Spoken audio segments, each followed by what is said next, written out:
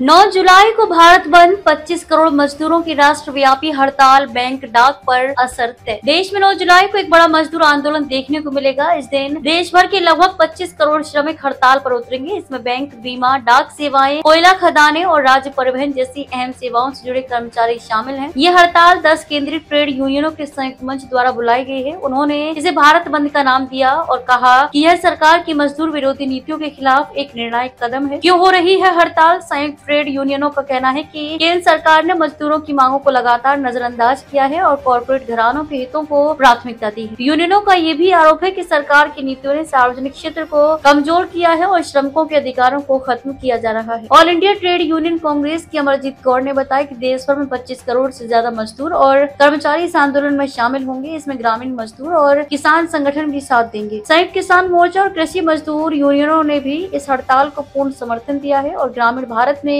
बड़े स्तर पर प्रदर्शन की योजना की है। क्या खोलेगा, क्या रहेगा बंद? इस हड़ताल के दौरान बैंकिंग, बीमा, डाक सेवाएं और राज्य परिवहन जैसे महत्वपूर्ण क्षेत्रों में बड़ा असर देखने को मिलेगा। हालांकि शेयर बाजार, सर्राफा बाजार और अधिकांश निजी क्षेत्र के प्रतिष्ठान सामान्य रूप से खुले रहेंगे। यूनियनों की प्रमुख मांगे क्या है? यूनियनों ने सरकार को 17 सूत्रीय मांग पत्र सौंपा था, जिसमें श्रमिकों के हितों की सुरक्षा, स्थायी रोजगार, आउटसोर्सिंग रोकने और न्यूनतम मजदूरी लागू करने जैसे मुद्दे शामिल हैं। वे मांग कर रहे हैं कि केंद्र सरकार नई श्रम संहिताओं को वापस ले, जिन्हें मजदूर विरोधी बताया जा रहा है। नई श्रम संहिताओं पर आपत्ति क्यों? यूनियनों का कहना है कि केंद्र सरकार द्वारा लाई गई 4 श्रम संहिताएं मजदूरों की सामूहिक सौदेबाजी की शक्ति को कमजोर करती है। यूनियन गतिविधियों पर अंकुश लगाती है, हड़ताल करने के अधिकार को सीमित करती है और काम के घंटे बढ़ाती है, जिससे श्रमिकों पर और बोझ बढ़ता है। इसके साथ ही ये भी आरोप है कि ये संहिताएं ठेकेदारी और अस्थायी रोजगार को बढ़ावा देती है, जिससे मजदूरों का भविष्य और अधिक असुरक्षित हो जाता है। सरकार की चुप्पी से नाराज है यूनियन नेताओं का कहना है कि पिछले एक दशक में एक बार भी राष्ट्रीय श्रम सम्मेलन आयोजित नहीं किया गया है। ये सरकार की उस बेरुखी को दर्शाता है जिससे वे मजदूर वर्ग की समस्याओं की ओर देखने से बचती रही है। हिंद मजदूर सभा के नेता हरभजन सिंह सिद्धू के अनुसार ये हड़ताल बैंकिंग, डाक, कोयला, फैक्ट्री और परिवहन क्षेत्रों को बुरी तरह प्रभावित करेगी। सरकार को चेतना होगा कि बिना मजदूरों की ये व्यवस्थाएं नहीं चल सकती।